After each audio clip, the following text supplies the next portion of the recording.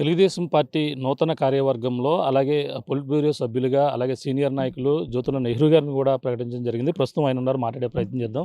Sir చెప్పండి, మీరు కూడా పొలిట్ బ్యూరో సభ్యులుగా నియమించడం జరిగింది, ఎలా అనిపిస్తుంది?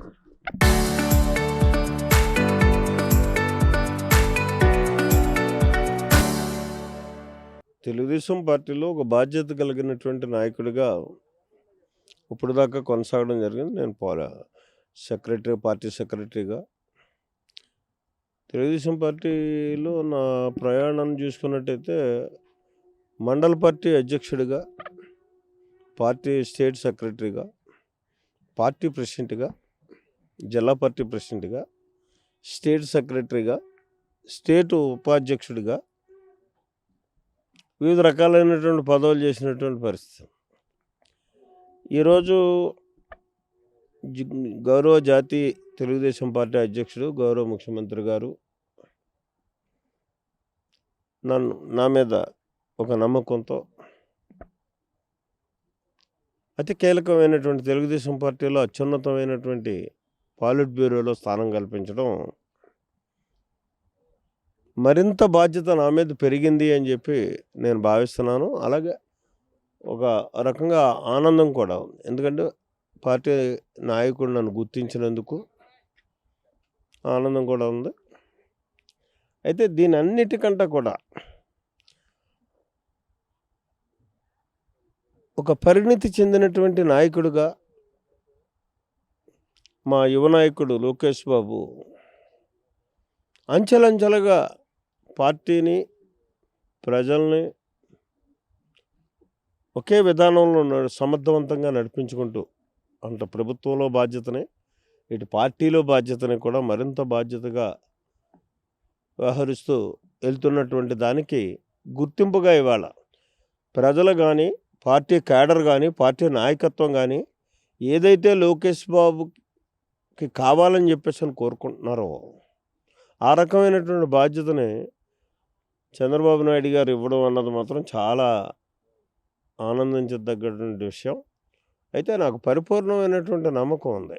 ఆయన వర్కింగ్ ప్రెసిడెంట్గా, జాతీయ వర్కింగ్ ప్రెసిడెంట్గా చాలా సమర్థవంతంగా పనిచేస్తాడు. ఈ పార్టీని మరింత బలోపేతం చేసి ముందుకు తీసుకెళ్ళేటటువంటి బాధ్యతను స్వీకరిస్తాడు అని చెప్పి, చేస్తాడు అని చెప్పేసి నమ్మకం మాత్రం నాకుంది. ఎందుకంటే ఆయన మంత్రిగా చాలా సక్సెస్ఫుల్ మంత్రి. ఇవాళ ఈ రాష్ట్రంలో ఓ ప్రణాళికాబద్ధంగా ఒక్కొక్కటిగా ప్రాజెక్టులు అంటే పరిశ్రమలు వస్తున్నాయి అంటే దాంట్లో చంద్రబాబు నాయుడు గారు ఎంత బాధ్యత వహించాడో అంతకు 10 రెట్లు బాధ్యత వహించి ఇవాళ పరిశ్రమల్ని ఈ రాష్ట్రానికి తీసుకొచ్చేటటువంటి బాధ్యతను కూడా అతను తీసుకుని సక్సెస్ అయినటువంటి పరిస్థితి. మన విశాఖ జోన్లోనే చూసుకున్నట్టయితే ఇవాళ రేపు 28వ తారీఖున గూగుల్ శంకుస్థాపన జరుగుతుంది. దానివల్ల లక్షలాదిగా యువతకు ఉద్యోగాలు వచ్చేటటువంటి పరిస్థితి, అవకాశాలు కలిగే పరిస్థితి ఉంటుంది. అలాగే యాన్సిలరీ యూనిట్స్ వచ్చేటటువంటి పరిస్థితి ఉంటుంది.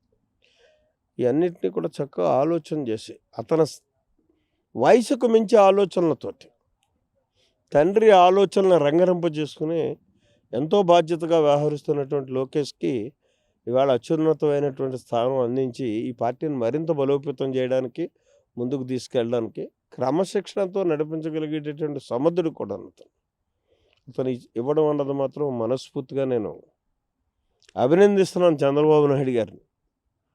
ఎందుకంటే మేమంతా సహజాలు. ఎలా ఉంటుందంటే అంటే జాతీయ పరంగా 31 మంది సభ్యులను పెట్టడం జరిగింది. అలాగే మొత్తం రాష్ట్ర వ్యాప్తంగా కూడా 188 మంది సభ్యులు పెట్టారు. మొత్తం ఈ కార్యవర్గ కూర్పుని చూసుకుంటే ఎలా ఉంది? రాబోయే పార్టీ ఏ విధంగా బలోపేతం అవుతుంది? తెలుగుదేశం పార్టీ ఏ ఆశయ సాధనకైతే అన్న నందమూరి తారక రామారావు గారు దీన్ని ఆవిర్భవింపజేశాడు, ఆశయాలకు అనుగుణంగా ఇవాళ అట్టడుగు వర్గాలకు ఎక్కువ ప్రాతినిధ్యం ఇస్తూ పార్టీ కూర్పు జరిగినటువంటి పరిస్థితి ఉంది.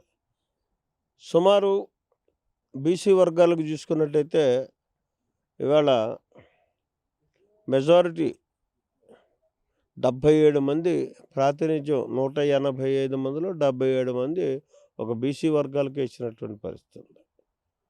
అలాగే మైనారిటీస్కి, అలాగే ఎస్సీలకి, 33, 34 ఎస్సీస్ ఉన్నారు. మహిళలకి 30 పై దాటి ఇవాళ మహిళలకి ఇచ్చినటువంటి పరిస్థితి. అత్యున్నతమైనటువంటి పాలిట్ బ్యూరోలో కూడా మహిళలకు తగు స్థానాన్ని కల్పించడమే కాకుండా సమపాళ్లలో ఇవాళ బీసీలకు ఎక్కువ ప్రాతినిధ్యం ఇస్తూ పాలిట్ బ్యూరోలో అవకాశం కల్పించినటువంటి పరిస్థితి. ఈ అన్నిటినీ చూసుకుంటే తెలుగుదేశం పార్టీ ఆనాడు ఎన్టీ రామారావు గారు ఆలోచనలకు ఎక్కడా భిన్నంగా కాకుండా తూచా తప్పకుండా నడుస్తుంది అనడానికి ఈవేళ కూర్పు ఒక నిదర్శనంగా మనం చెప్పుకోవచ్చు. ఇప్పుడు పార్టీకి సంబంధించినటువంటి పదవుల్లో ప్రయారిటీ ఇచ్చినంతగా పరిపాలన దాంట్లో కూడా ప్రయారిటీ ఇవ్వడం లేదని సీనియర్లలో కొంచెం అసంతృప్తి ఉంది. అది ఈసారి ఏమన్నా అవకాశం ఉండే అవకాశం ఉందంటారు? మనం ముఖ్యంగా మన జిల్లాల్లో యనమల రామకృష్ణ కావచ్చు, మీరు కావచ్చు, బొచ్చి సోదరులు లాంటి నాయకులు కూడా ఉన్నారు. వీళ్ళందరూ కూడా ప్రయారిటీ విషయంలో మరి కొంచెం అసంతృప్తి ఉందని కూడా చెప్పుకొస్తున్నాం. ఎలా చూడాలి? ఇప్పుడు అంటే ఇదేదో నాకు ఇచ్చినందుకు సంతృప్తిగా నేను మాట్లాడే మాటలు మాత్రం కాదు. వాస్తవికంగా చూసుకున్నట్టయితే నేనైతే ఉన్నట్టు మాట్లాడేటటువంటి పరిస్థితుల్లో చూసుకుంటే నేను ఎప్పుడు మంత్రివర్గంలో స్థానాన్ని కోరుకున్నటువంటి వ్యక్తిని. ఎందుకంటే చంద్రబాబు సహజాయుడిగా చంద్రబాబు పక్కన పనిచేయాలనేటటువంటి ఒక తపన, అతని కష్టానికి ఫలితాన్ని అందించేటటువంటి విధానంలో నా రోల్ ఉండాలి అనేటటువంటి ఒక ఆశ నేను కోరుకోవడం మాట మాత్రం వాస్తవం. కానీ అయితే అధికారంలో ఉన్నప్పుడు, ప్రతిపక్షంలో ఉన్నప్పుడు పాలిట్ బ్యూరో చాలా కీలకమైనటువంటి పాత్ర వహిస్తుంది. అధికారంలో ఉన్నట్టు మరింత బాధ్యతాయుతంగా ఇటు ప్రభుత్వాన్ని అటు పార్టీని రెండింటినీ కూడా పాలిట్ బ్యూరో సమన్వయం చేసుకుని నడిపేటటువంటి పరిస్థితులు ఉంటాయి. మంత్రి కంట ఇవాళ పాలిట్ బ్యూరో అన్నది పై స్థాయిలో ఉంటుంది. ఎందుకంటే పాలిట్ బ్యూరో నిర్ణయాన్ని అక్కడ అమలు చేసేటటువంటి పరిస్థితి ఉంటుంది. కాబట్టి దీన్ని బట్టి చూస్తే నాకు అసంతృప్తి అన్నది ఉండాల్సినటువంటి అవసరం లేదు. ఇకపోతే రాజకీయాల్లో మనం ఆశించిన ప్రతి ఒక్కరికి అవకాశాలు దక్కడం కష్టం. అప్పుడు తాత్కాలికంగా అసమతం అన్నది ఉంటుంది. కానీ చంద్రబాబు నాయుడు గారు మాత్రం సమర్థవంతంగా ఎవరిని ఎక్కడ ఎలా గుర్తించాలి అనే దాంట్లో, ఎవరిని ఏ రకంగా తృప్తిపరచాలి అనే దాంట్లో ఆయన చాలా సమర్థుడు, చేసుకువెళ్తాడు. సపోజ్ దానికి నిదర్శనం నేనే. నాకు మంత్రి ఉన్నప్పుడల్లా ఇప్పటికే మీకు చాలా బాధ్యతలు ఇచ్చారు టీడీడీ లాంటి బోర్డులో కూడా. బాధ్యతలు కాదు, నాకు మంత్రి ఉన్నప్పుడల్లా నాకు ఏదైతే ఇష్టమో, మంత్రి కంటే నాకు ఇరిగేషన్ అన్నది ఇష్టం. ఎందుకంటే నేను మెట్ట ప్రాంతంలో పుట్టాను, నీటి ఎదరిని అనుభవించినటువంటి ఒక రైతుని, ఆ రైతు కుటుంబం నుంచి వచ్చాను. ఆయన గుర్తెరిగి ఏదైతే నేను కోరుకున్నానో దాని కాలనప్పుడల్లా నాకు ఒక ప్రాజెక్ట్ ఇచ్చాడు. ఇక్కడ ఇవాళ 185,000 ఎకరాలు మా జగంపేట నియోజకవర్గంలో నీటి వనరులు కల్పించగలిగామంటే అది చంద్రబాబు నాయుడు గారు ముఖ్యమంత్రిగా, నేను శాసనసభ్యుడిగా ఉన్నప్పుడు జరిగినటువంటి కార్యక్రమాలే. అంటే ఆయన ఎంత సమర్థవంతంగా ఎవరిని ఎలా తృప్తిపరచాలి అన్నదానికి ఇదే నిదర్శనం, నా జీవితమే నిదర్శనం.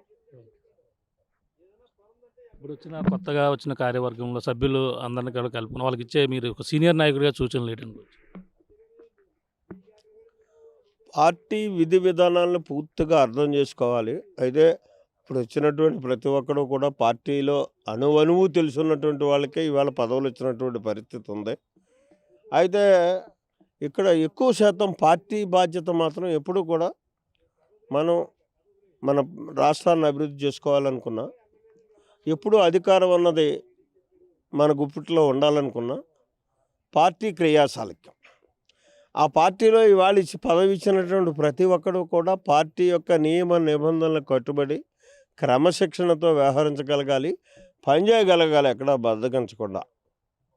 చంద్రబాబు నాయుడు గారు పరిగెట్టండి అంటాడు, పరుగులు పందంగా కాకపోయినా గుంపు పరుగన్నా చేసి ఆయనతోటి పరిగెట్టం అనిపించుకోగలిగేటటువంటి పనిలో నిమగ్నం అయితే మాత్రం ప్రతి కార్యకర్త కూడా ఇవాళ పదవులు పొందినటువంటి ప్రతి కార్యకర్త ఆ రకంగా పనిచేయాలని చెప్పేసి నేను ఒక ఎల్డర్గా సూచన చేస్తాను. Thank you.